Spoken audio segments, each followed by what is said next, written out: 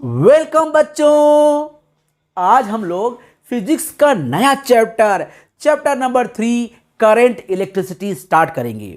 तो बच्चों आज हम लोग पढ़ेंगे करंट इलेक्ट्रिसिटी सिंपल, स्मार्ट और इंटरेक्टिव तरीके से, वो भी डीप फीलिंग के साथ। क्योंकि जब आप कोई चीज़ फील करके पढ़ते हो तो वो चीज़ आपको लंबे समय तक याद रहती है। So let's start. फील क्या करेंगे आज हम लोग? फील बच्चों आज हम लोग फील करेंगे करंट क्या होता है और करंट से जुड़ी हुई सारी चीज़ें, जैसे करंट डेंसिटी क्या होती है, वोल्टेज क्या होता है, ओम्स लॉ क्या होता है, रेजिस्टेंस क्या होता है, और एक बहुत ही नई चीज़ पढ़ेंगे हम लोग, ईएमएफ क्या होता है। बिल्कुल फ्रेश चीज़ जो अभी तक आपने नहीं पढ़ी होगी। सो पढ़ेंगे हम लोग ईएमएफ क्या होता है और साथ में हम लोग पढ़ेंगे vector form of Ohm's law. तो चलिए आज हम स्टार्ट करते हैं इस चैप्टर का पार्ट 1। ठीक है।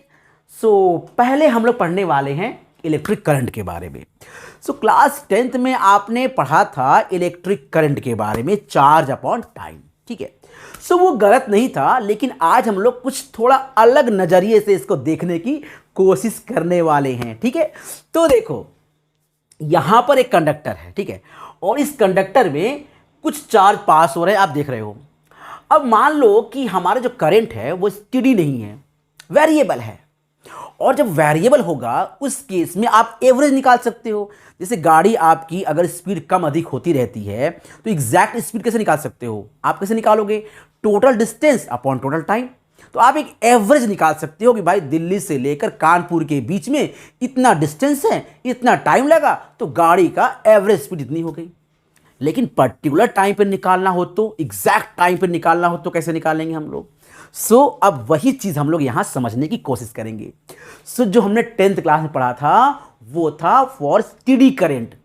स्टेडी करंट बिल्कुल टाइम, जो टाइम है 1 सेकेंड में 10 गुलाम, अगले सेकेंड में 10 गुलाम, फिर अगले सेकेंड में 10 गुलाम, एकदम स्टेडी करंट फ्लो हो रही थी। ठीक है। तो उस समय हमने कहा था current is equal to charge upon time. अब हम मान लेते हैं कि हमारा जो करंट है वो वेरिएबल है, तो उस केस में हम निकालते हैं एवरेज करंट। देखो मैंने कहा कि जो आई एवरेज है हमारा वो है delta Q by delta T.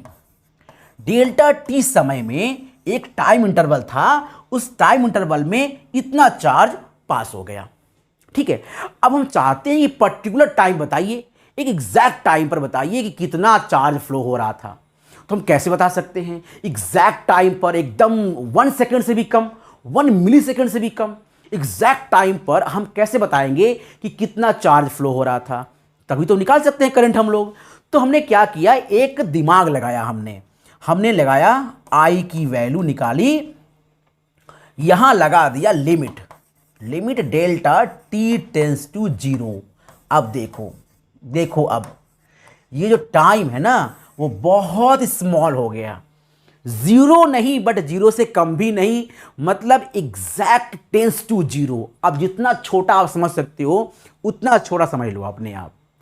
अब तो आप समझ सकते हो कि उस टाइम में जितना चार्ज फ्लो हो रहा है वही करंट है। ये किस लिए है? ये है वेरिएबल, मतलब ये सभी के लिए एप्लीकेबल है। अब जब मैंने कहा कि करंट स्टेडी है, मैंने कहा if current is not variable, अगर करंट वेरिएबल नहीं है उस केस में जो हमारा V हो जाएगा, जो हमारा I हो जाएगा, वो हो जाएगा Q बाई टी। बिल्कुल सिंपल।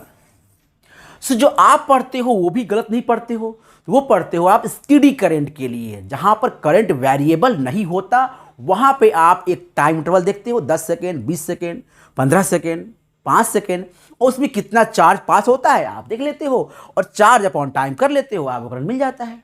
लेकिन अगर करंट वेरिएबल हो, उस केस में आपको निकालना हो कि कितना करंट आएगा, तो बस सिंपल क्या करना है आपको एवरेज तो आपने निकाला ही है, I average delta Q delta T, उसी में आप टाइम को बहुत छोटा करो, लिमिट लगा दो, आपको मिल जाएगा इंस्टेंटेनियस करंट, मतलब एट अ पर्टिकुलर टाइम आपको करंट की वैल्यू मिल जाएगी। ठीक है, समझ में आ गया? चलिए, तो डेफिनेशन तो आप समझ गए होंगे अब कि current electric current is a measure of a rate at which electric charge move past at a given point and circuit। एक पॉइंट पर जितना सर्किट में चार्ज पास होता है उसी के रेट को बोलते हैं हम लोग इलेक्ट्रिक करंट। ठीक है, चार्ज पास होने का rate, the rate of passing charge at a particular time, it's called electric current. और इसकी यूनिट क्या होती है? Ampere. Its unit is ampere. और इसको हम लोग एक और यूनिट कहते हैं कूलम बाई सेकेंड। सो ये भी आपके लिए काफी इंपॉर्टेंट है कि 1 कूलम बाई सेकेंड 1 एम्पियर के बराबर होता है। एग्जाम में अगर आपको आ गया एमसीक्यू में कि करंट की यूनिट क्या होती है, तो अगर आपने एम्पियर याद किया है और आपने ये याद ही नहीं किया तो आप फंस जाओगे। आप ढूंढोगे एम्पियर कहां पे है, आपको मिलेगा नहीं, तो आप गलत लगा दोगे। तो इसलिए आपको यह भी याद रखना चाहिए कि कूलम बाई सेकेंड भी करंट की यूनिट होती है। वैसे आपको पता होगा क्योंकि क्लास 10th में ये चीज थी। सो 1 coulomb per second is called 1 ampere. ये बात आप जानते हैं। चलिए तो हम लोग आगे बढ़ते हैं। एक चीज और है, ये बताइए कि करंट को हम लोग मेजर कैसे करते हैं। देखो, अगर आपको टाइम मेजर करना हो तो कैसे मेजर करेंगे? घड़ी से ना भाई। अगर आपको बताना है कि कितने बज रहा है तो कैसे बताएंगे? घड़ी देखेंगे, बता देंगे कि 2 बज रहा है। वैसे 2 नहीं बज रहा है इस समय, बट 2 बज रहा है। और अगर आपको बताना हो कि कितना लेंथ है तो कैसे करेंगे मेजर? कोई मीटर होगा आपके पास जिससे आप मेजर कर लेंगे आराम से। लेकिन अगर करंट को मेजर करना हो तो कैसे करेंगे मेजर? तो करेंगे मेजर हम लोग अमीटर से। तो अमीटर एक ऐसा डिवाइस है जिससे हम लोग करंट की वैल्यू मेजर करते हैं। ये भी आपने क्लास 10th में पढ़ा हुआ है। लेकिन बच्चों, हम पढ़ाएंगे आपको बिल्कुल बेसिक से, ताकि आप बिल्कुल रिवीजन करते रहें और आपका कॉन्सेप्ट एकदम परफेक्ट हो जाए, क्रिस्टल क्लियर। तो चलिए आगे बढ़ते हैं। अब आ गए हम लोग कन्वेंशनल एंड इलेक्ट्रॉनिक करंट के बारे में। इसके अलावा भी एक करंट होता है, ठीक है, उसके बारे में अभी हम थोड़ी देर बाद बात करेंगे। सस्पेंस बरकरार रहना चाहिए। तो बच्चों, अभी जानेंगे हम लोग कन्वेंशनल करंट और इलेक्ट्रॉनिक करंट। वैसे तो आपने जानते होंगे कि करंट 2 टाइप का होता है। कौन सा? अल्टरनेटिंग करंट और डायरेक्ट करंट। अल्टरनेटिंग करंट जिसे हम लोग बोलते हैं एसी, और एक होता है डायरेक्ट करंट जिसे हम लोग बोलते हैं डीसी। पढ़ा होगा आपने, एसी मोटर, डीसी मोटर, है ना।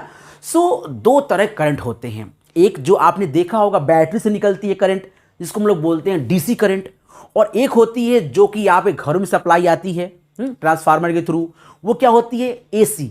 सो बहुत से लोग एसी करंट बोलते हैं, जो कि गलत है ना, क्योंकि एसी में खुद ही करंट इंक्लूड है। देखो भाई, अगर आप कहते हो एसी तो इसका मतलब क्या हुआ? Alternating current. अब क्या कहते हो आप? एसी करंट, मतलब अल्टरनेटिंग करंट। ये तो कोई बात ही नहीं हुई। सो करंट 2 टाइप के होते हैं। कौन कौन से? एसी और डीसी। आज के बाद ये मत कहना एसी करंट और डीसी करंट, क्या कहेंगे? एसी और डीसी। बहुत समझदार बच्चे हो आप लोग। चलिए, सो 2 तरह करंट होते हैं, एसी और डीसी। अगर हम लोग ग्राफ के थ्रू समझें तो एसी करंट कुछ ऐसे चलती है, यूं, ठीक है, पल्स के रूप में, जिसे हम लोग कंप्लीट स्टडी करेंगे एसी चैप्टर में। इसलिए इसके बारे में कोई बात नहीं करते हम लोग। एसी करंट, एसी चैप्टर में हम लोग बात करेंगे कि ये कैसे फ्लो होता है, इसका ग्राफ क्या होता है, और सारी चीजें हम लोग पढ़ेंगे एसी चैप्टर में। तो इसकी बात नहीं करते हैं।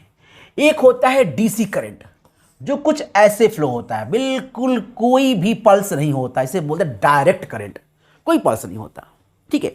सो 2 तरह के करंट होते हैं, एसी और डीसी। तो अब आपको ये जानने का बहुत इच्छा हो रही होगी कि तो ये फिर कन्वेंशनल और इलेक्ट्रॉनिक करंट क्या होता है? कुछ नहीं होता, सीधी बात है, कुछ नहीं होता। कभी कभी हम लोग कुछ नहीं को भी पढ़ लेते हैं, जो कुछ नहीं होता है उसे ही पढ़ लेते हैं ऐसे ही, तो पढ़ लेते हैं ऐसे ही, ठीक है। सो देखिए, यहां पर एक कंडक्टर, और कंडक्टर में होते हैं फ्री इलेक्ट्रॉन, ये तो आप जानते ही होंगे, और फ्री इलेक्ट्रॉन की वजह से ही करंट फ्लो होती है। जिसमें फ्री इलेक्ट्रॉन नहीं होते हैं वो होता है इंसुलेटर।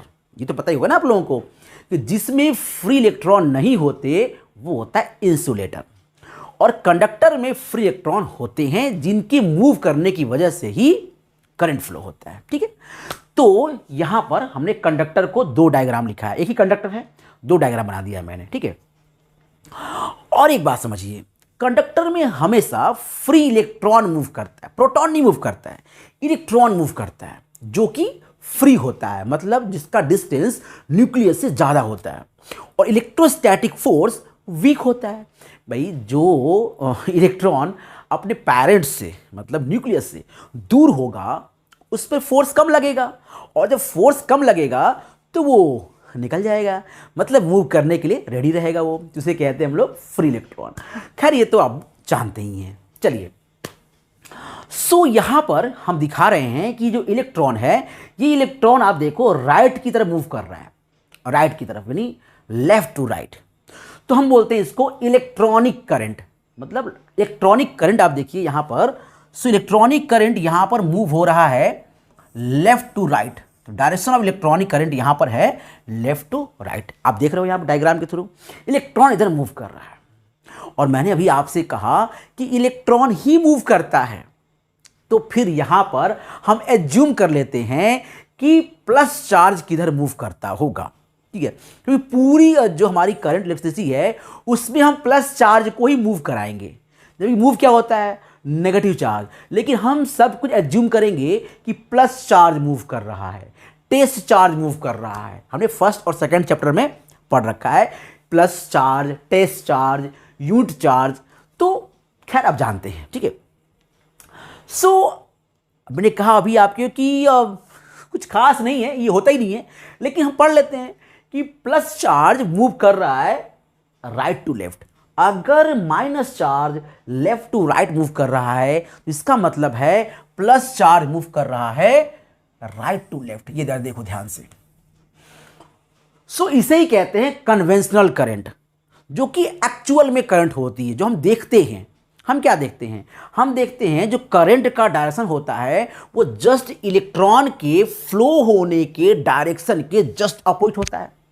मतलब अगर इलेक्ट्रॉन ऊपर की तरफ फ्लो हो रहा है तो करंट नीचे की तरफ फ्लो होगा, अगर इलेक्ट्रॉन लेफ्ट को फ्लो हो रहा है तो करंट राइट को फ्लो होगा। सीधी बात है, ये हम लोग पढ़े हैं आज तक। तो जो एक्चुअल डायरेक्शन होता है करंट का उसे ही कहते हैं कन्वेंशनल करंट। ठीक है, सो इसका डायरेक्शन होता है जो एक्चुअल में होता है just opposite of direction of electron. ठीक है, सो यहां पर फिर से वही बात मैं बता रहा हूं आपको, इलेक्ट्रॉनिक करंट और कन्वेंशनल करंट ऐसा कुछ होता नहीं है। करंट जो करंट होता है दो तरह करंट होता है, एक डीसी और एक एसी। ठीक है, लेकिन यहां पर समझने के लिए काफी है कि इलेक्ट्रॉनिक करंट किसे कहते हैं, जो इलेक्ट्रॉन के फ्लो होने से बनता है, मींस इसका डायरेक्शन वही होता है जो इलेक्ट्रॉन के फ्लो होने का डायरेक्शन होता है। और किसे कहते हैं कन्वेंशनल करंट, जिससे हम मान लेते हैं, एज्यूम कर लेते हैं कि प्लस चार्ज इधर मूव हो रहा होगा, वही डायरेक्शन होगा कन्वेंशनल करंट का। सो प्लस चार्ज तो मूव होता नहीं है, लेकिन एज्यूम करने में क्या जाता है बच्चों, सोच लेने में क्या जाता है। मान लीजिए कि आप बादशाह हैं, और बादशाह से कम भी तो नहीं है वो बादशाह नहीं जो मतलब गाने बनाते हैं, जो वो नहीं, किंग। सो मान लीजिए आप किंग हैं, और किंग से कम भी तो नहीं है आप लोग। ठीक है, चलिए, सो समझ में आ गया आपको क्या है कन्वेंशनल करंट और क्या है इलेक्ट्रॉनिक करंट। ठीक है, ये बात आपको समझ में आ गई होगी। अब मैंने आपसे एक बात कही थी कि करंट एक और होता है जिसका नाम होता है डिस्प्लेसमेंट करंट। हाँ बच्चों, डिस्प्लेसमेंट करंट भी होता है जो दो प्लेट के बीच फ्लो होता है। ये क्या होता है एक्चुअली में, ये है आपका चैप्टर ईएम वेव में, इलेक्ट्रोमैग्नेटिक वेव में डिस्प्लेसमेंट करंट के बारे में बताया गया है। लेकिन आप लकी हो या फिर अनलकी, आई डोंट नो, कि ये टॉपिक इस बार सीबीएसई ने काट दिया है ड्यू टू कोरोना वायरस। ये कोरोना वायरस की वजह से, मतलब कहने का मतलब है कोरोना ने ही काट दिया एक तरह से कहा जाए। वैसे तो कोरोना अच्छी चीज़ नहीं है, बहुत लोग जान गई और बहुत नुकसान हुआ बच्चों की पढ़ाई का, बहुत ज़्यादा नुकसान हो गया बच्चों की पढ़ाई का। खैर जो हुआ सो नहीं होना चाहिए था, बट आप सेफ रहें। सेफ्टी अगर आप अप्लाई करेंगे तो कोरोना क्या है, सब कुछ भाग जाएगा। खैर वापस आते हैं, इमोशनल हो गया मैं। देखिए, एक और करंट होता है जो होता है डिस्प्लेसमेंट करंट, और वो दो प्लेट के बीच में होता है, जिसके बारे में हम लोग ईएम वेव में थोड़ा सा पढ़ लेंगे। फिर अभी तो फिलहाल हम लोग दो करंट पढ़ रहे हैं, कन्वेंशनल करंट और इलेक्ट्रॉनिक करंट। अब एक सवाल आता है कि करंट स्केलर है या फिर वेक्टर। देखिए, अभी अगर आप बच्चे हो, अब मान लो कि अभी आप बच्चे हो, तो बच्चे के हिसाब से तो करंट एक स्केलर क्वांटिटी है। इसका मतलब क्या हुआ? इसका मतलब थोड़ा जब बड़े हो जाओगे तो करंट ना तो स्केलर है और ना तो vector, it is a tensor quantity. Tension quantity नहीं है, टेंसर क्वांटिटी। कुछ बुक्स में लिखा होगा कि current is a tensor quantity, तो घबराने का नहीं है। करंट टेंसर क्वांटिटी है, मतलब ना स्केलर है और ना ही वेक्टर है, मतलब दोनों है ऐसा कह सकते हैं, या दोनों नहीं है। तो इस चीज के बारे में ज्यादा जानने की जरूरत है नहीं, क्योंकि अभी ये आपके सिलेबस में नहीं है। तो क्या सिलेबस में है? Current is a scalar quantity. सीधी बात है, करंट एक स्केलर क्वांटिटी है। अब आप पूछो क्यों करंट एक स्केलर है जबकि करंट का डायरेक्शन होता है ना, प्लस से माइनस। फिर करंट एक स्केलर क्वांटिटी क्यों? सही बात है, सवाल तो बिल्कुल वाजिब है, जवाब भी आपको सही मिलना चाहिए। देखिए, वेक्टर क्वांटिटी वो क्वांटिटी होती है जिसमें डायरेक्शन होता है, ये तो आप जानते ही हैं, फिर मैं क्या ना बताऊंगा। वेक्टर क्वांटिटी वो क्वांटिटी होती है जिसको हम वेक्टर सम करते हैं, अलजेब्रिक सम नहीं करते। देखिए, अब बताओ आप 3 + 4 कितना होगा?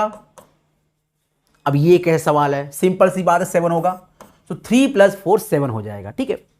लेकिन अगर मैं आपसे कहूं नहीं 3 + 4 5 होता है तो आप कहोगे पागल हो। सीधी बात है, 3 + 4 7 होता है, 5 कहां होता है वेक्टर सम करेंगे तो हो जाएगा। देखिए, ये रहा हमारा 3 और ये रहा हमारा 4, और ये जो क्वांटिटी आपकी आने वाली है, ये अगर आप इसे 3 मान लो, 3 मीटर, और इसे मान लो 4 मीटर, ये जो क्वांटिटी आएगी, ये जो आपका लेंथ आएगा वो आ जाएगा 5 meter due to Pythagoras theorem, ठीक है। 3 मीटर और 4 मीटर का जो सम आ रहा है वो आ रहा है 5 मीटर। अगर हम वेक्टर सम करें, अगर वेक्टर से हम इन दोनों वेक्टर को ऐड करेंगे, 3 मीटर को और 4 मीटर को, तो कितना आना चाहिए? 5 मीटर। इस तरह से, क्योंकि वेक्टर डिपेंड करता है एंगल पे, किस एंगल पे है। अगर ये वेक्टर होता 3 वेक्टर और 4 वेक्टर, तब तो कोई दिक्कत नहीं है, हो जाता 7 वेक्टर। लेकिन ये डिपेंड करता है कि 3 वेक्टर और 4 वेक्टर किस एंगल पे हैं, ठीक है। जब हम दो क्वांटिटी को वेक्टर तरीके से ऐड करते हैं, विद डायरेक्शन ऐड करते हैं, तो उसे कहते हैं वेक्टर क्वांटिटी। और अलजेब्रिक सम कर देते हैं, जैसे 3 + 4 7, तो वो होता है स्केलर क्वांटिटी। अब करंट के केस में देखिए, हम मान लेते हैं कि यहां पे जो करंट का जो एंगल है, ये एंगल बच्चों जो आप देख रहे हो, ये एंगल मानता हूं मैं 9 डिग्री है।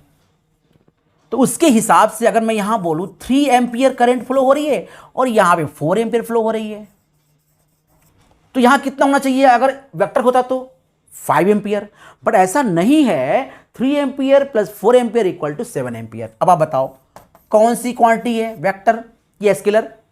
स्केलर, क्योंकि हमने इसको, डायरेक्शन तो है लेकिन हमने इसको ऐड किया है अलजेब्रिक तरीके से। तो स्केलर क्वांटिटी वो क्वांटिटी होती है जिन्हें हम अलजेब्रिक तरीके से ऐड करते हैं, और वेक्टर क्वांटिटी वो क्वांटिटी होती है जिन्हें हम वेक्टर मेथड से ऐड करते हैं। कितना सिंपल है ना। करंट क्या है? Tensor quantity as well as scalar quantity for class 12th। चलिए, हम लोग आगे बढ़ेंगे। Wow, water pump. अब आपको लग रहा होगा ये हम लोग क्या पढ़ने आ गए हैं, लग रहा है कुछ मिस्टेक हो गई क्या? पंप वगैरह, ये वाटर वगैरह तो हम लोग क्लास 11th पढ़ते थे ना, हाइड्रोस्टैटिक्स में। बट यहाँ पर हम लोग पढ़ने वाले हैं कुछ ऐसा ही, क्योंकि हम पढ़ने जा रहे हैं ईएमएफ के बारे में। ईएमएफ क्या होता है? देखिए, अगर आपके पास कोई ऐसी चीज हो, कोई ऐसा जादू या कोई ऐसी मशीन या फिर कोई ऐसी चीज जो आपको स्टडी कर दे, वेरिएबल ना होने दे, इसका मतलब क्या होता है? मतलब ये होता है कि आपके पीछे कुछ ऐसा लगा दिया जाए, कोई ऐसी चीज लगा दी जाए आपके पीछे, आपके साथ, कि वो आपको कांस्टेंट रखे। अगर आप सो रहे हैं तो जगा दे, पढ़ो चुपचाप। मतलब ऐसा नहीं कि सोए ना, मतलब पढ़ाई को कांस्टेंट रखे कि आपको 3 घंटे पढ़ने हैं तो 3 घंटे पढ़ने से सोना नहीं है आपको। तो अगर पापा आपके ऐसे सोर्स हैं जो आपको कहते हैं कि नहीं बेटा उठो, पढ़ना है तुम्हें, तो आप पढ़ोगे। तो ऐसा कोई सोर्स आपके साथ ऐड हो जो आपको कांस्टेंट रखे, स्टडी रखे, तो वैसा सोर्स क्या आपके पास है? देखिए, यहां पर एक एक्सपेरिमेंट दिखाता हूं और आपको फील होगा कि सोर्स आखिर में कैसा होता है। ठीक है, देखिए, अब आप देख रहे हो यहां से एक पंप है, पानी को खींच रहा है और इस कंटेनर में डाल दे रहा है। ठीक है, सो ये पानी यहां से उठती है, मैं यहां पर ऐसे कर लेता हूं, देखो आप, पानी जो है यहां से उठती है, ये पानी कलर है, इस तरह से पानी उठ रही है और ये पानी सीधी पंप के पास गई, पंप ने इसको खींच के ऐसे बिल्कुल ले गया और इसके बाद पानी को ऐसे इसने खींचा और फिर यहां पानी को इसने यहां पे उड़ेल दिया। ऐसा कुछ है सिस्टम। ठीक है, पानी कलर सेम होना चाहिए, है ना क्योंकि यहाँ पानी ब्लू है और फिर यहाँ पे ग्रीन, थोड़ा सा मिस्टेक हो गया इसका मतलब, क्योंकि पंप जादुई पंप है ना, मिस्टेक नहीं है, ये पंप जादुई है। ये पंप ब्लू पानी को खींचता है और यहाँ पे ग्रीन पानी फेंकता है। लेकिन एक और जादू इसके अंदर है, पानी जो यहाँ फेंक रहा है वो है येलो और जो पानी यहाँ गिर रहा है वो है ग्रीन। काफ़ी कमाल का जादू है ना। पानी है ब्लू कलर का, खींच के जब यहाँ पे गिराता है तो वो हो जाता है येलो कलर का, लेकिन जब कंटेनर में गिरता है तो हो जाता है ग्रीन कलर का। काफ़ी इंटरेस्टिंग है ना। तो ठीक है, कोई दिक्कत नहीं है, जादू जादू और जादू। सो पंप ने क्या किया, पानी खींचा। अब ये बताओ, अगर पानी खींचेगा तो यहाँ पर पानी कम हो जाएगा, लेकिन अगर कोई ऐसा सोर्स हो जो पानी को मेंटेन करे, पानी खत्म ही ना होने दो, तो आप कहोगे ऐसा कैसे हो सकता है? ये पंप पानी खींच रहा है और पानी खत्म नहीं हो रहा है। हो सकता है ना। आपने देखा झरना वगैरह, वो क्या बोलते हैं इसको, वो जो लगा होता है ना, फाउंटेन, हाँ फाउंटेन देखा है, फाउंटेन देखा है, माउंटेन नहीं फाउंटेन, वो जो पार्क वगैरह में लगा रहता है, ऐसे फव्वारा निकलता रहता है। तो पानी जो निकलता है वही पानी फिर से उसके ऊपर जाता है, मतलब सेम पानी प्रोसेस, वही पानी, ऐसा नहीं कि पानी निकल के फेंक दिया तो दूसरा पानी आता है, ऐसा नहीं है। वही पानी बार बार फ्लो होता रहता है, उसी को मेंटेन किया जाता है फाउंटेन में। तो वही काम यहाँ पे भी है। हमने क्या किया, जो पानी यहाँ पर जा रहा है, यहाँ मैंने एक पाइप लगा दिया, उतना ही पानी यहाँ से निकलकर यहाँ चला जा रहा है। ये देखिए, ये पानी निकला यहाँ से ऐसे ही, बिल्कुल ऐसे, यहाँ देखिए, और फिर ऐसे पानी निकलता हुआ आता है और फिर यहाँ हो जाता है येलो कलर का। तो कुल मिला जुला के पानी जो यहाँ से निकल रहा है उसे मैंने यहाँ मेंटेन कर दिया, मेंटेन किया है मैंने यहाँ पर इस तरह से, ताकि यहाँ का पानी कम ना हो। ऐसा ही कुछ अगर आपके लाइफ में हो तो क्या बात हो जाए, मतलब आप कुछ खर्च कर रहे हो, ठीक है, और आपको कोई प्रोत्साहन दे रहा है, कोई बात नहीं बेटा, अगर आपको कोई प्रॉब्लम है, पीछे से कोई आपको सपोर्ट कर रहा है, कोई बात नहीं बेटा, हम हैं आपके साथ, तो कितना अच्छा होता। आप अकेले ना पड़ जाते, आप सैड नहीं होते और फिर सैड सॉन्ग नहीं सुनते, जो बिल्कुल नहीं सुनना चाहिए, ठीक है, क्योंकि हैं आपके साथ आपके पेरेंट्स, आपके टीचर्स, और मैं ऑल्सो, जेएमएस गुरुकुल एजुकेशन आपके साथ है, तो किस बात का टेंशन, ठीक है। सो खैर वापस आते हैं हम लोग। देखिए, अब यही काम करता है हमारा बैटरा। बैटरा मतलब क्या होता है? बैटरी, जिसको हम लोग बैटरा कहते हैं, बैटरा। तो जो बैटरी होता है ना, बैटरा, ये क्या करता है, देखो, ये यहां पर इस प्लेट से करंट फ्लो होना शुरू हुआ, आप देख रहे हो करंट फ्लो हो रहा है यहां से, एक्चुअली में ऐसा कुछ हो गया। सो यहां पर करंट फ्लो हो रहा है कुछ इस तरह से। सो करंट यहां पर फ्लो हो रहा है, देख रहे हैं ना। अभी करंट फ्लो हो रहा है, इसका मतलब कि चार्ज खत्म हो रहा होगा। भाई चार्ज फ्लो हो रहा है, चार्ज कहां से आएगा? भाई कोई चीज फ्लो होगी तो खत्म हो जाएगी ना। जब पानी यहां से फ्लो होगी तो पानी खत्म हो जाएगी, पानी कहां से आएगा? तो पानी वापस आएगा यहां से। ठीक उसी तरह से जब हम यहां से करंट फ्लो करते, चार्ज फ्लो करता है, तो ये बैटरी क्या करता है, ये बैटरी चार्ज को वापस दे देता है। ठीक है, ये चार्ज ले लो भाई, चार्ज ले लो भाई, चार्ज हम कम नहीं होने देंगे। ये सोर्स है, ये सोर्स क्या काम करता है, ये सोर्स पूरे सर्किट में चार्ज को मेंटेन रखता है। चार्ज जब फ्लो करता है तो दूसरा चार्ज दे देता है, फिर वहां से निकला फिर मेंटेन कर दिया। अगर ऐसा हो तो कैसा हो कि आपके पास 10 रुपए हैं, आपने 10 रुपए की कुछ खा ली भेलपुरी, तब तक 10 रुपए फिर से आ गए। फिर हमने 10 रुपए कोल्ड ड्रिंक पी ली, वैसे 10 की नहीं मिलती है लेकिन मान लो 15 की मिलती है, 15 कोल्ड ड्रिंक पी ली, फिर 15 रुपए आ गए। कितना अच्छा होता है ना, कितना मजा आ जाता लाइफ में कि मतलब खर्च करते जाओ और फिर इधर से आ जाएगा, फिर खर्च करो फिर वापस आ जाएगा। इंटरेस्टिंग है ना। तो ये ऐसा ही सोर्स होता है। सोर्स क्या होता है, जो सोर्स होता है ये चार्ज को मेंटेन रखता है, इसको बोलते हैं चार्ज पंप। चार्ज पंप जो चार्ज को दे रहा है कि अगर आप चार्ज खर्च करोगे तो मैं चार्ज को दूंगा, क्योंकि मेरे अंदर कुछ ऐसा है, मैं सोर्स हूं, मेरे अंदर एनर्जी है, मैं आपकी एनर्जी को कम नहीं होने दूंगा, मैं एनर्जी देता रहूंगा। जैसे मेरे पास बहुत सारी एनर्जी है तो मैं आपकी एनर्जी को कम नहीं होने दूंगा। अगर आप कहीं भटकेंगे तो मैं आपको गाइड करूंगा। अगर आपको कोई पर्सनल प्रॉब्लम है, कोई समस्या है कि पढ़ने मन नहीं लगता है, आप पढ़ते हो ध्यान कहीं और भटक जाता है, ये याद करते हो भूल जाते हो, तो मुझे बताओ ना, मैं सोर्स हूं, मैं बताऊंगा आपको, मैं आपको सपोर्ट करूंगा और आपकी एनर्जी कम नहीं होने दूंगा। तो ठीक यही काम ये करता है, इसका नाम है सोर्स पंप, ठीक है, यानी बैटरी। तो ये जो रेजिस्टेंस है जिसने चार्ज को खा लिया, कंज्यूम कर लिया, इस चार्ज की कमी होनी चाहिए थी लेकिन इस सोर्स ने चार्ज को दे दिया और फिर से चार्ज मेंटेन हो गया। समझ में आया आपको कि स्टेडी करंट यानी करंट क्यों हमारा कांस्टेंट हो गया, क्योंकि सोर्स ने चार्ज की डिफिशियंसी नहीं होने दी, चार्ज की कमी नहीं होने दी, सर्किट में चार्ज लगातार वो देता रहा। ठीक है, चलिए हमने ये क्यों पढ़ा, ठीक है, क्योंकि हम पढ़ना चाह रहे थे ईएमएफ क्या होता है। ईएमएफ समझिए, तो यहां पहले पढ़ लेते हैं ईएमएफ क्या होता है। देखिए इस सोर्स के पास जो चार्ज है, देखो इस चार्ज देखो, यहां से कौन सा चार्ज निकला, पॉजिटिव चार्ज। ध्यान देना ध्यान देना, मैं फिर से लिखता हूं यहां पर, देखो ध्यान देना बिल्कुल ध्यान देना, ध्यान भटकना नहीं चाहिए आपका। यहां से कौन सा चार्ज निकला होगा, इस प्लेट से कौन सा चार्ज निकला होगा, आप बोलोगे positive charge. Sir positive charge यहां निकला और सर्किट में घूमने लगा, ठीक है। तो यहां पर चार्ज कम हो गया होगा क्योंकि यहां चार्ज निकल गया। सोर्स ने क्या किया, चार्ज दे दिया। माइनस प्लेट से एक चार्ज निकलता है प्लस चार्ज, जो फ्लो होता है इधर की तरफ, ठीक है। मैं इसको थोड़ा बड़ा करता हूं, आपको और समझ में आएगा क्लियर। थोड़ा सा मैं इसको बड़ा करता हूं, देखो आपको और समझ में आएगा, क्लियर पिक्चर समझ में आने वाली। ये देखिए, ये हो गया बड़ा सा, ये और बड़ा कर देता हूं इसको मैं, और अब देखिए आपको क्लियर समझ में आएगा। देखिए यहां से जब प्लस चार्ज निकल रहा है ऐसे करके, है ना, सो यहां पे प्लस चार्ज कम हो जाएगा। सो क्या करेगा, ये टर्मिनल माइनस वाला ये चार्ज को दे देगा। मतलब कोई चार्ज प्लस चार्ज, एक प्लस चार्ज लोअर पोटेंशियल, देखो ये लोअर पोटेंशियल है, जो पोटेंशियल हमारे पास है ये एक लोअर पोटेंशियल है। लोअर मतलब माइनस प्लेट है, सो लोअर पोटेंशियल वाला जो प्लेट है हमारा पीडी वाला प्लेस, यहां से प्लस चार्ज निकलता है सोर्स के अंदर। सोर्स के अंदर दो प्लेट होते हैं, एक माइनस प्लेट और एक प्लस प्लेट। तो माइनस प्लेट से प्लस चार्ज निकल के प्लस प्लेट की तरफ जाता है ताकि सर्किट को मेंटेन कर सके। कितना बड़ा काम करता है वो, प्लस चार्ज प्लस प्लेट की तरफ जाता है क्योंकि सर्किट मेंटेन रहे।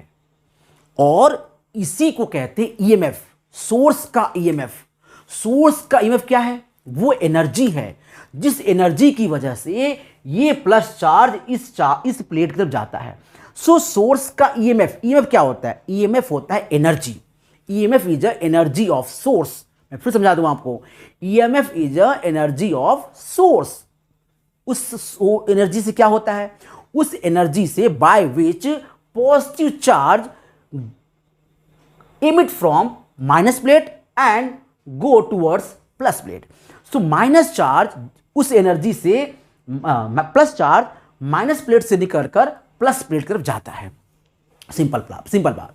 ईएमएफ जो होता है वो सोर्स का वो एनर्जी होता है जिस एनर्जी की वजह से सोर्स के पास एनर्जी होती है, बैटरा के पास। और जब बैटरी डिफ्यूज हो जाती है, मतलब डिस्चार्ज हो जाती है, तो खत्म कहानी। फिर ये चार्ज देगा ही नहीं तो चार्ज फ्लो कैसे होगा। जब बैटरी चार्ज देगा ही नहीं, चार्ज फ्लो कैसे होगा। टीवी बंद, पंखा बंद, गर्मी में हालत खराब हो गई। सो जब तक ये चार्ज है, जब तक इसके पास जान है, जब तक इसके पास एनर्जी है, ये क्या करेगा, सर्किट को मेंटेन करेगा। ये प्लस चार्ज को माइनस प्लेट से प्लस की तरफ भेजता रहेगा, जाओ जाओ बेटा जाओ, सर्किट को फ्लो करो, सर्किट को कंटिन्यू करो, पंखा चलाओ, टीवी चलाओ, हमारे जो मालिक हैं उनको आप राहत दो, ठंडा दो। जब तक इस बैटरी में जान है, इसने अपनी एनर्जी के साथ प्लस चार्ज को इधर भेज दिया और वो चार्ज यहां पर सर्कुलेट हो गया। समझ में आया? तो ईएमएफ जो होता है वो बैटरी की एनर्जी होती है, जिस एनर्जी की वजह से ये चार्ज जंप करके उधर जाता है और वो फ्लो होता है। समझ आया? ईएमएफ को हम एक तरीके से और समझ सकते हैं। देखिए, ईएमएफ को हम एक तरीके से और समझ सकते हैं। देखो, समझने की कोशिश करते हैं। ईएमएफ को थोड़ा छोटा करते हुए तो और आपको समझ में अच्छे से आएगा, क्योंकि अब हम लोग ईएमएफ को समझने वाले हैं एक और तरीके से। ठीक है? छोटा नहीं हो रहा है क्या? छोटा होना चाहिए। मुझे लग रहा है छोटा नहीं हो रहा है। छोटा हो जा भाई। हाँ, हो रहा है, छोटा हो रहा है। ये छोटा हो गया। तो इधर आओ तुम। हाँ, छोटा हो गया। देखिए, अब मैं कह रहा हूं आपसे कि यहां पर ये जो चार्ज है वो चार्ज यहां तक फ्लो हो रहा है। ठीक है ना? सो अगर मैं आपसे कहूं कि ऐसे भी सोच सकते हैं आप कि एक चार्ज को, एक यूनिट चार्ज को, टेस्ट चार्ज को यहां से यहां तक फ्लो करने में जितनी एनर्जी लगती होगी उसी एनर्जी कहा जाता है सोर्स का ईएमएफ। सही बात है भाई, इसने एनर्जी दी है तभी तो ये घूम रहा है। एनर्जी देता ही नहीं तो घूमता कहां से? तो आप ऐसे भी कह सकते हो। देखिए, ईएमएफ का हो गया दो डेफिनेशन। पहला क्या था कि सोर्स के अंदर का वो एनर्जी जिस एनर्जी की वजह से पॉजिटिव चार्ज नेगेटिव टर्मिनल से पॉजिटिव टर्मिनल तक जाता है।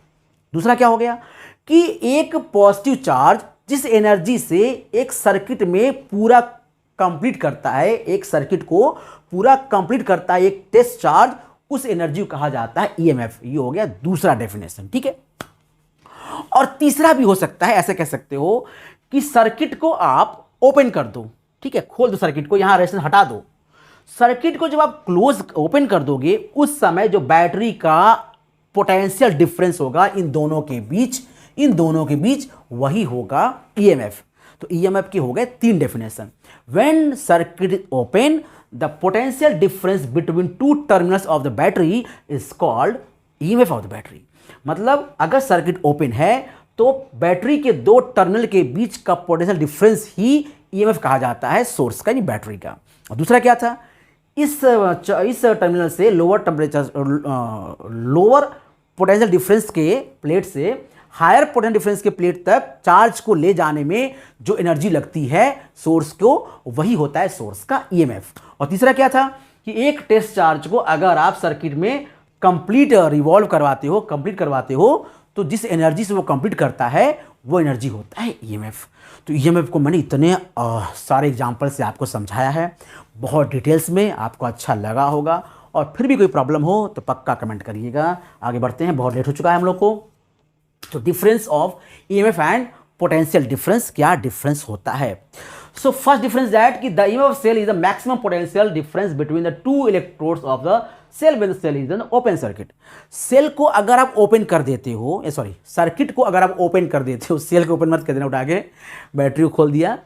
अगर आपने सर्किट को ओपन कर दिया है, पंखा नहीं चल रहा है, कुछ भी चल नहीं रहा है, आपने सर्किट को ब्रेक कर दिया है, उस समय जो टर्मिनल का पोटेंशियल डिफरेंस होगा, मैक्सिमम पोटेंशियल डिफरेंस, वही कहा जाता है ईएमएफ ऑफ सोर्स। ठीक है? यहां कहता है कि potential difference between two points of the difference of the point difference with two points. अगर सर्किट क्लोज है उस केस में जो रेजिस्टेंस, यहां पे देखिए, अगर सर्किट क्लोज है, सर्किट इस समय क्लोज है, इस समय इस टर्मिनल और इस टर्मिनल के बीच का जो डिफरेंस होगा पोटेंशियल का, वो कहा जाएगा पोटेंशियल डिफरेंस।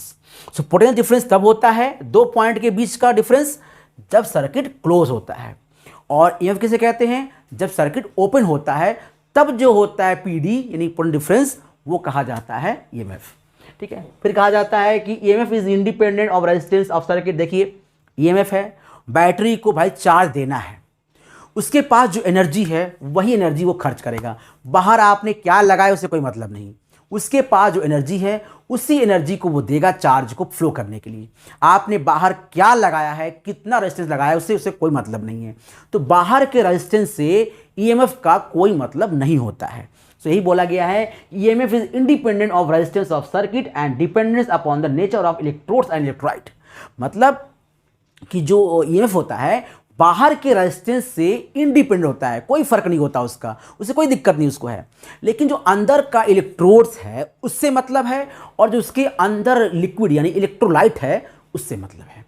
तो सेल का जो ईएमएफ होता है वो इलेक्ट्रोलाइट पे डिपेंड करता है और इलेक्ट्रोड पे डिपेंड करता है, ना कि बाहर के रेजिस्टेंस पर। लेकिन पोटेंशियल डिफरेंस बाहर के रेजिस्टेंस पर डिपेंड करता है। So dependent upon the resistance between 2 points of circuit and current flowing through the circuit. जो रेजिस्टेंस होता है, जो पोटेंशियल डिफरेंस होता है V = IR, आप जानते होंगे V = IR। सो जो पोटेंशियल डिफरेंस होता है दो पॉइंट का, वो उसमें फ्लो होने वाली करंट और रेजिस्टेंस पर डिपेंड करता है, potential difference. But EMF battery के अंदर इलेक्ट्रोलाइट और इलेक्ट्रोड्स पे डिपेंड करता है। Term EMF is source of current. जो ईएमएफ होता है वो यूज किया जाता है करंट के सोर्स पे। कहां से सोर्स है इसका, क्या है, बैटरी। सो जो ईएमएफ होता है वो बैटरी का होता है, सोर्स का होता है। और यहां देखिए potential difference can be measured between the 2 point circuit. और जो पॉइंट डिफरेंस होता है वो सर्किट के किसी भी 2 पॉइंट को लेकर मेजर किया जा सकता है कि इन 2 पॉइंट के बीच का पोटेंशियल डिफरेंस कितना है। लेकिन जब ईएमएफ की बात करते हैं तो बाहर के सर्किट से मतलब नहीं होता, वो सोर्स से मतलब होता है। तो ईएमएफ जो होता है वो सोर्स का होता है, एनर्जी यानी पोटेंशियल डिफरेंस। और जो आपका पीडी होता है यानी पॉइंट डिफरेंस होता है, वो बाहर के सर्किट, ये सर्किट जो होता है उसके किसी भी 2 पॉइंट से मतलब होता है उसका। यहाँ देखिए this is a cause of this effect, मतलब ये वजह है जिसकी वजह से आपको ये इफेक्ट नजर आता है। अगर ये ना होता तो ये ना होता। सो ये वजह है और ये उसका इफेक्ट है। एनर्जी है तो करंट आपको दिख रही है, और करंट है तो V = IR से वही है। V कब है, जब I है। और I क्यों है, क्योंकि सोर्स है, एनर्जी है तो करंट है, और करंट है तो V = IR है। एक चीज और है कि ईएमएफ की वैल्यू पोटेंशियल डिफरेंस से ज़्यादा होती है। भाई देखो, जो सोर्स की एनर्जी होगी जितनी, उससे ज़्यादा तो नहीं होगी ना पोटेंशियल डिफरेंस। आपके पास 100 रुपये होगा तो उस 100 रुपये से ज़्यादा खर्च नहीं करेंगे आप। जैसे मान लीजिए आपके फिजिक्स में 70 मार्क्स आते हैं, ठीक है, बोर्ड के थ्रू, तो 70 मार्क्स ही आ सकते हैं, 71 तो आएंगे नहीं। उससे कम हो सकते हैं, उसके बराबर हो सकते हैं, उससे ज़्यादा नहीं हो सकते। सो वोल्टेज जो होता है यानी पोटेंशियल डिफरेंस, वो ईएमएफ से कम होता है या बराबर हो सकता है, उससे ज़्यादा नहीं हो सकता।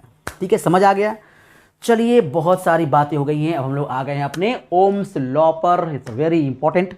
जो आप जानते हैं ओम्स लॉ, तो मुझे ज़्यादा बताने की कोई ज़रूरत नहीं है।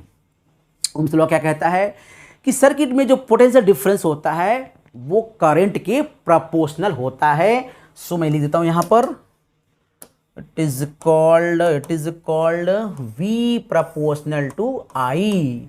और आप कहते हो V = IR। R is called resistance, it is called constant. ठीक है, क्लास 10 पढ़ा होगा आप लोगों ने।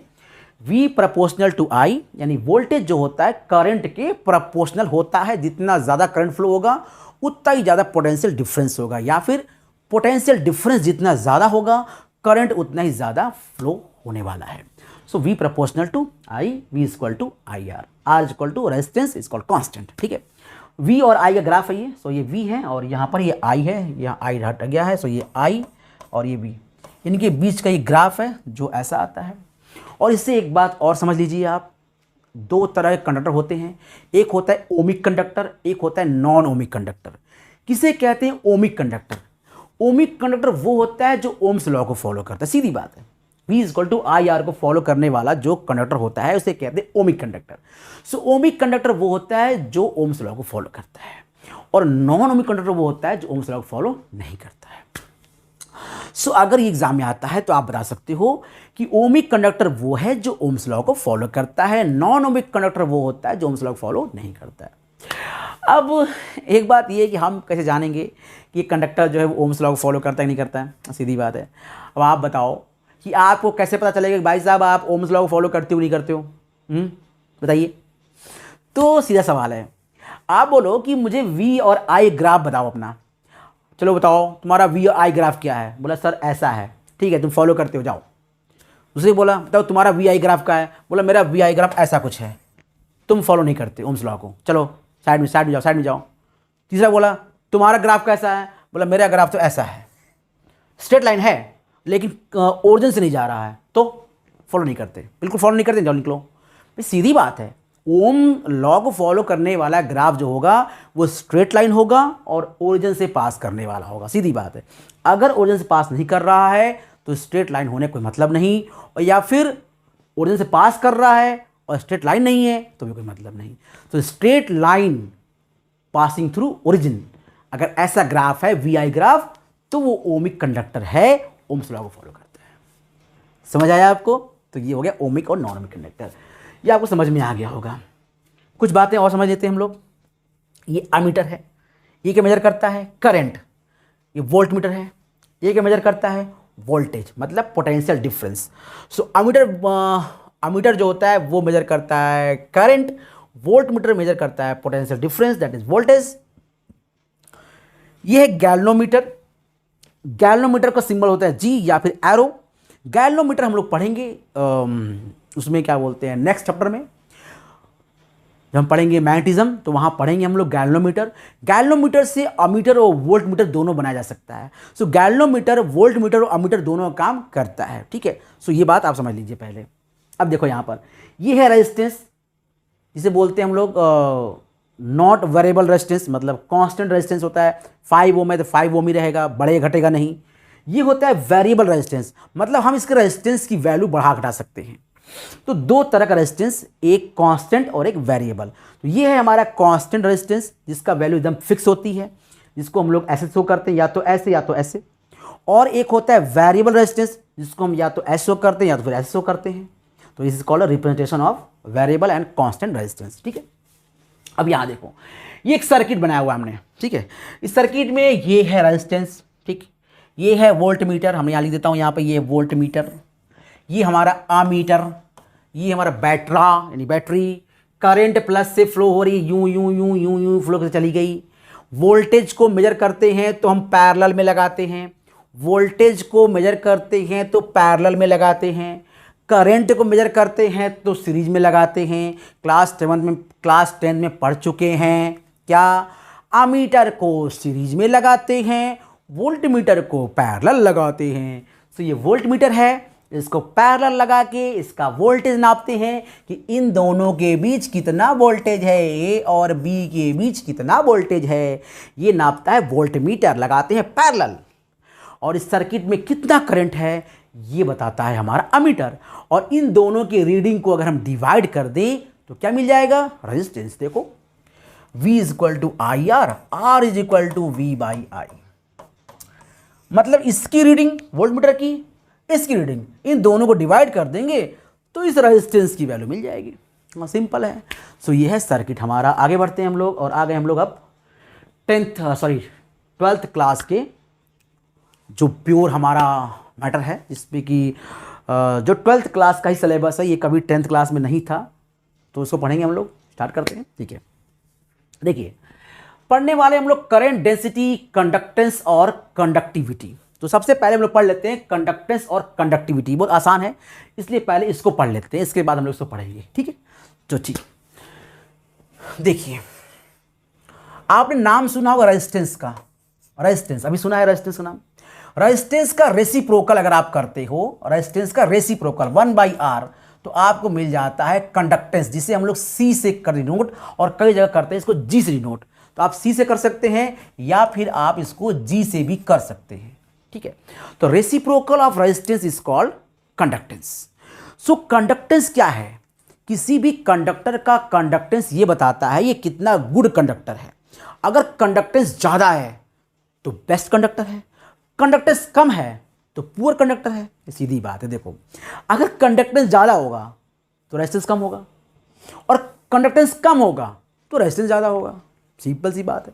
अब बताओ, यहाँ A है और ये B है, इसका कंडक्टेंस ज़्यादा है, कंडक्टेंस, तो ये good conductor bad conductor? Good conductor. इसका कंडक्टेंस कम है, तो ये कौन सा कंडक्टर? गुड या बैड? Bad conductor. क्योंकि कंडक्टेंस कम है तो बैड कंडक्टर, कंडक्टेंस ज़्यादा है तो गुड कंडक्टर। अच्छा, कंडक्टेंस ज़्यादा है इसका मतलब क्या हुआ? रेजिस्टेंस कम है, और इसका कंडक्टेंस कम है, इसका मतलब क्या हुआ? रेजिस्टेंस ज़्यादा है। तो सीधी बात है। तो reciprocal of resistance is called conductance. आया समझ में? सो ये बहुत ईजी है बच्चों। कि आप अगर रेजिस्टेंस का उल्टा समझें, गुड का बैड, डे का नाइट, स्मॉल का लॉन्ग,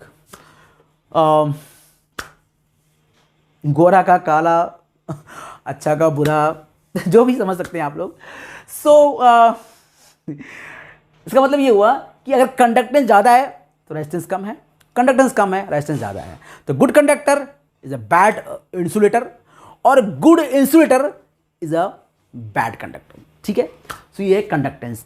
अब क्या होगा, इसकी यूनिट एग्जाम में आ सकता है बच्चों, ख्याल से। कंडक्टेंस की यूनिट क्या होती है, तो पहले बात करते हैं रेजिस्टेंस यूनिट क्या होती है। रेजिस्टेंस यूनिट होती है ओम, तो कंडक्टेंस की यूनिट होती है वो हो जाएगा ohm inverse. Ohm inverse is called conductance की unit, just a reciprocal of resistance. इसको हम और भी एक तरीके से कह सकते हैं मो, MHO, ओम का उल्टा मो, एम इधर एच और ओ, मो। ठीक है, सो ये कंडक्टेंस की एक यूनिट और होती है, इसे हम लोग बोलते हैं मो, और एक यूनिट और होती है इसे बोलते हैं साइमन। साइमन। तो कंडक्टेंस की हो गई 3 यूनिट, साइमन, मो और ओम इनवर्स। समझ में आया कैसे कहते हैं कंडक्टेंस। चलिए हम बात करेंगे कंडक्टिविटी की। अब हम आ गए हम लोग कंडक्टिविटी पर। बात करते हैं हम लोग कंडक्टिविटी की। देखिए रेसिस्टिविटी का रेसिप्रोकल, रेसिस्टिविटी क्या होता है, 1/ρ, पढ़ा होगा 10th क्लास में। इसका जो रेसिप्रोकल होता है उसे बोलते हैं कंडक्टिविटी, और इसको हम लोग शो करते हैं सिग्मा से।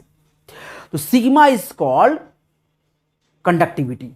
ठीक है, सिग्मा इज कॉल्ड कंडक्टिविटी और it is the reciprocal of, और रेजिस्टिविटी इज कॉल्ड कंडक्टिविटी।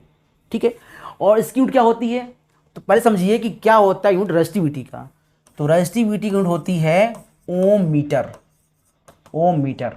ठीक है, तो क्या होगा कंडक्टिविटी का यूनिट, ओम का उल्टा हो जाएगा मो, या फिर ओम, ओम इनवर्स और मीटर इनवर्स, ये हो गया। या फिर आप कह सकते हो MHO, मो और मीटर इनवर्स, या फिर आप कह सकते हो साइमन और मीटर इनवर्स।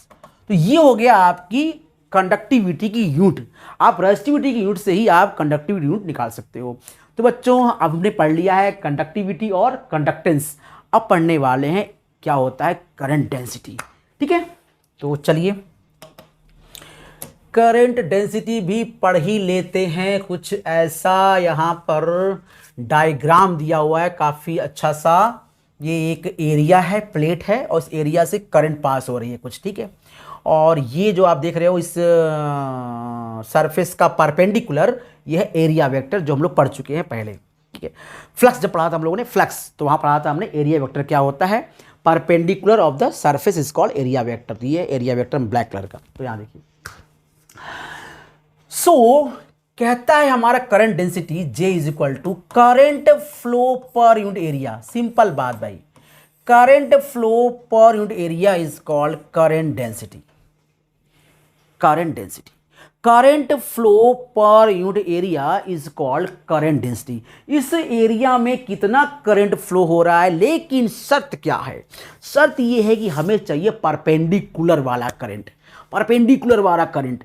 तो इस सरफेस के परपेंडिकुलर जितना करंट फ्लो हो रही है उसे कहते हैं करंट डेंसिटी। कुछ याद आ रहा है आप लोगों को, इलेक्ट्रिक फ्लक्स, एरिया से कितनी फील्ड लाइन पास करती है वही कहा जाता है इलेक्ट्रिक फ्लक्स। याद आ रहा है कुछ, फाई इज इक्वल टू क्या था, E.S।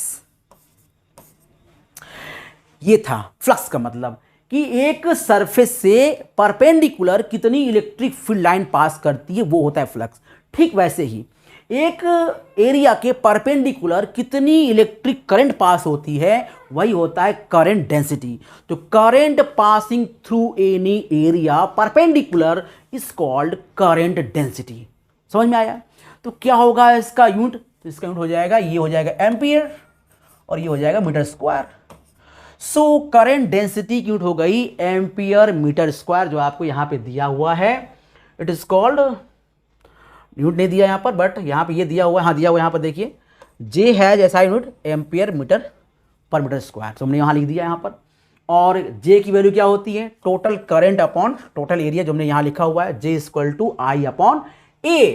सो किसी भी कंडक्टर के एरिया होगा, उसके परपेंडिकुलर जितनी करंट पास होती है उसी को कहा जाता है करंट डेंसिटी।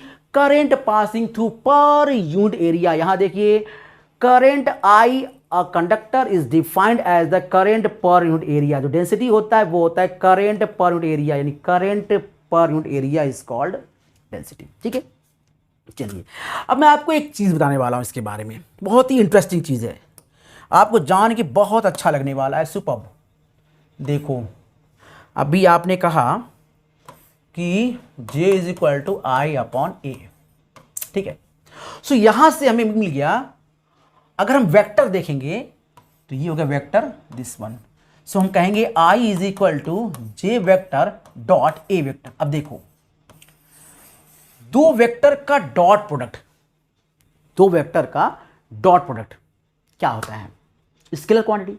सो ये दो वेक्टर का डॉट प्रोडक्ट एक स्केलर क्वांटिटी होता है। यहां से मैं प्रूव कर सकता हूं करंट एक स्केलर क्वांटिटी है। सो बच्चों करंट एक स्केलर क्वांटिटी है because I is equal to J dot A. समझ में आ रहा है? चलिए बहुत अच्छी बात है। अब देखो यहां पर अगर हम डॉट हटाएंगे तो क्या लिखेंगे, I is equal to J A cos theta. क्या है थीटा, तो theta is angle between current and area vector. Area vector not area, not area बेटा, it's called area vector, area vector. तो बच्चों समझ आ रहा है आप लोगों को कि जो करंट हो गया वो जे ए कॉस थीटा, मतलब जे डॉट ए। एमसीक्यू में पूछा जा सकता है, डेफिनेटली पूछा जा सकता है। करंट की वैल्यू क्यू बाई टी तो ठीक है, इसके अलावा जे डॉट ए भी हो सकता है, जे ए कॉस थीटा भी हो सकता है, ये भी याद रखना। अभी एक और भी होगा जब हम पढ़ेंगे ड्रिफ्ट वेलोसिटी, तो हम पढ़ेंगे नेक्स्ट लेक्चर में। अभी देखो so I equal to J cos theta. समझ में आया आप लोगों को? अब अगर इसको हम लोग एक स्टैंडर्ड तरीके से लिखें, स्टैंडर्ड तरीके से, तो कैसे लिखेंगे, देखो आई इज इक्वल टू लिखा मैंने, ये लगाया मैंने, ठीक है, यहां लिखा मैंने जे वेक्टर लगाया और यहां लिखा मैंने डी एस वेक्टर लगाया मैंने। ये देखो ये सबसे अच्छा तरीका है करंट को रिप्रेजेंट करने का। Current is equal to integration of J dot D S. अगर हम छोटे से इस एरिया की बात करें, डी एस एरिया की बात कर रहा हूं, तो मैं डी एस एरिया का जो एरिया वेक्टर होगा वो डी एस वेक्टर हो जाएगा। उस केस में जो करंट होगा वो हो जाएगा जे डॉट डी एस, और हम लगाएंगे यहां पर इंटीग्रेशन। और जब हम डी एस को करेंगे इंटीग्रेट तो कितना आएगा, ऐसी तो आएगा, मतलब यही आएगा, यहाँ पे एरिया है ना तो यही आ जाएगा। सो आप इसे ए भी कर सकते हैं, यहाँ पर मैं लिख देता हूँ यहाँ पर A, don't be confuse. So A लिखता हूँ यहाँ पर, ठीक है। तो I is equal to J dot D A. J dot D A का मतलब हो गया जे डी ए, जे ए जे एक मूवी थी ना ए जे, सो जे ए उल्टा है, ए जे का उल्टा जे ए। सो खैर समझ में आ गया आपको। इस करंट डेंसिटी शो करते हैं उसको हम लोग जे से, और उसकी यूनिट होती है ampere per metre square. It is a vector quantity. तो important, current density is a vector quantity, it is a current passing through any area, bound area, so it's called as vector quantity and formula is that I upon A. ठीक है, चलिए सो हम लोग आ गए हैं अब last अपने topic पर। काफ़ी लंबा लेक्चर हो रहा है बट इंटरेस्टिंग। हम लोगों ने क्या क्या पढ़ा है बात करेंगे। अरे ओम्स लॉ बात कर लेते हैं। सो ओम्स लॉ हमने पढ़ा है, V is equal to I R. बच्चों V is equal to I R. आपको जानकर काफ़ी हैरानी होगी, ओम्स लॉ कोई लॉ है ही नहीं। यस, ओम्स लॉ कोई लॉ ही नहीं है, ये एक मैथमेटिकल रिलेशन है V, I और R में। ठीक है, इसकी भी कुछ टर्म्स कंडीशन है, ये हमेशा वर्ल्ड नहीं है, हमेशा V equal to I R नहीं होता है, भी याद रखिए। ये हमेशा V equal to I R नहीं होता है, ये कुछ प्लस पॉइंट बता रहा हूँ आपको, कुछ exclusive point. V equal to I R में हमेशा V equal to I R नहीं होता है, it's not a universal law. और ये लॉ है ही नहीं, क्योंकि ये है एक रिलेशन मैथमेटिकली V, I और R में। जो लोग इसको फॉलो करते हैं उन्हें कहा जाता है ओमिक कंडक्टर, और जो लोग इन्हें फॉलो नहीं करते उन्हें कहा जाता है नॉन ओमिक कंडक्टर। है ना कमाल की बात। और एक बात, जो यहां पोटेंशियल डिफरेंस होता है इसे कहा जाता है पोटेंशियल ड्रॉप। एक नया टर्म। सो पोटेंशियल ड्रॉप कहा जाता है। देखिए मैं आपको समझाता हूँ बहुत अच्छे से। देखिए ये रहा हमारा रेजिस्टेंस, ये रहा हमारा पॉइंट ए, ये रहा हमारा पॉइंट बी, और यहाँ वोल्टेज VA। अब बताओ क्या वोल्टेज को ड्रॉप होगा? ऑफ कोर्स होगा। ये कुछ खा जाएगा गप से, तो इसने कुछ खा दिया वोल्टेज, जैसे खा जाएगा। सो इसने वोल्टेज खा लिया और यहाँ पर जो वोल्टेज हो जाएगा वो कम हो जाएगा। मैंने कहा VA ग्रेटर देन VB, मतलब VB लेस देन VA। बताइए क्यों हो गया? क्योंकि इसने वोल्टेज को खा गया, इसके पास रेजिस्टेंस था तो ये खा गया। सो पोटेंशियल ड्रॉप हो गया। सो पोटेंशियल डिफरेंस को पोटेंशियल ड्रॉप भी कहा जाता है। तो ओम्स लॉ में पोटेंशियल डिफरेंस की जगह अगर आप पोटेंशियल ड्रॉप बोलते हैं तो बिल्कुल सुपर्ब लैंग्वेज है। तो potential drop is directly proportional to current. ठीक है। और भी मैं बताऊंगा आपको इंटरेस्टिंग फैक्ट ओम्स लॉ के रिकॉर्डिंग। ओम्स लॉ में V प्रोपोर्शनल टू I नहीं होना चाहिए था। ये क्या हो गया? ये होना चाहिए था I proportional to V। I proportional to V बच्चों, I proportional to V। Voltage यानी पोटेंशियल डिफरेंस जब होता है तभी करंट फ्लो होती है। बात तो एक ही है यार भाई, पोटेंशियल डिफरेंस होगा तो करंट फ्लो होगी, या करंट फ्लो होगी तो ऑब्वियस सी बात है पोटेंशियल डिफरेंस होगा।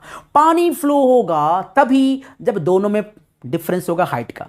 पानी फ्लो होगा तभी जब दोनों डिफरेंस होगा हाइट का, या फिर अगर हाइट डिफरेंस हुआ तो पानी फ्लो पक्का होगा। बात एक ही है। So V proportional to I कहिए, I प्रोपोर्शनल V कहिए, बात सही है। लेकिन एक्चुअल में ये नहीं होना चाहिए था, होना यही चाहिए था I proportional to V। Height का डिफरेंस है तभी करंट फ्लो हो रहा है, हाइट का डिफरेंस है तभी पानी फ्लो हो रहा है। ठीक है, I प्रोपोर्शनल V।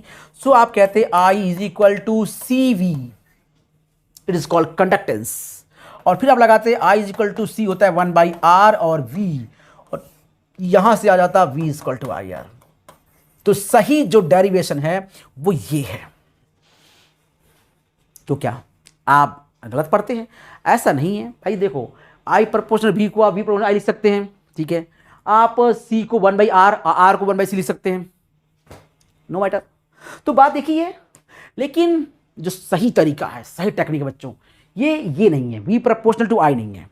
सही टेक्निक मेरे हिसाब से बिल्कुल दम exactly I proportional to V होना चाहिए, फिर I is equal to CB होना चाहिए, C को 1/R होना चाहिए और V is equal to IR होना चाहिए। सो क्या interesting fact about Ohm's law. Fact number 1, it is not a law. ये लॉ नहीं है, ये एक मैथमेटिकल रिलेशन है। फैक्ट नंबर 2, ये हमेशा ट्रू नहीं होता है। जो लोग इन्हें फॉलो करते हैं उन्हें हम कहते हैं ओमिक कंडक्टर, जो लोग फॉलो नहीं करते हैं उन्हें कहते हैं हम non ohmic conductor. Fact number 3, ये जो पोटेंशियल डिफरेंस होता है इसे हम लोग कहते हैं पोटेंशियल ड्रॉप या फिर वोल्टेज। पोटेंशियल डिफरेंस को वोल्टेज या फिर पोटेंशियल ड्रॉप कहना ज़्यादा बेटर है, क्योंकि ये पोटेंशियल को ड्रॉप यानी कि खा जाता है। फैक्ट नंबर 5 या 4 जो भी है, क्या है फैक्ट? ये है I प्रोपोर्शनल टू V होना चाहिए, ना कि V प्रोपोर्शनल टू I होना चाहिए। तो ये रहा फैक्ट अबाउट ओम्स लॉ। चलिए हम आते हैं अपने original vector form of Ohm's law पे। बात बहुत सारी हो गई और this is called factor about Ohm's law, vector forms of Ohm's law. देखिए,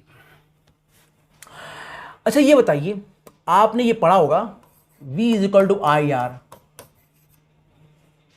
ये कैसे सवाल है? तो पढ़ ही रहे हैं हम लोग अभी, हाँ पढ़ रहे हैं, ठीक है। तो V इज इक्वल टू क्या E इंटू L होता है क्या?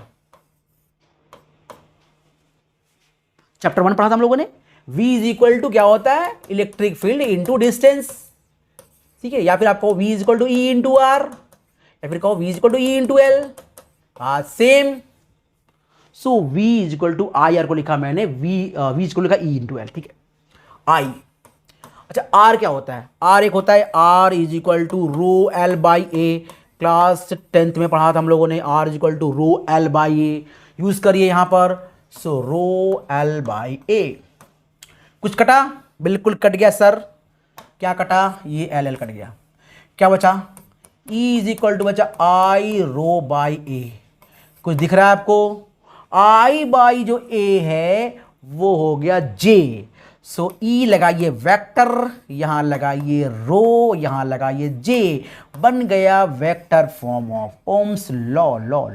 कितना अच्छी बात है, सुपर, बिल्कुल आसान। v is equal to I R, V को लिखा इंटू एल, आर को लिखा 10th क्लास का, rho L by A, L L cut गया, आई बाई ए 12th क्लास का, जे। अच्छा, एक तरह का और बन सकता है, कैसे? अभी आप जानते हो कि रो जो होता है वो होता है 1 अपॉन सिग्मा, ठीक है। सो रो को लिख सकते हैं 1 अपॉन सिग्मा, लिखिए यहां पर। सो ई हो जाएगा हमारे पास 1 अपॉन सिग्मा इंटू जे, ठीक है। सो जे हो जाएगा हमारे पास सिग्मा इंटू ई। तो देखो एक फॉर्मूला ये भी बन गया, J is equal to sigma into E, या फिर E is equal to sigma into J. This both are Ohm's law, vector form of Ohm's law. Is called vector form of Ohm's law. वाह, Ohm's law, Ohm's law, vector form Ohm's law.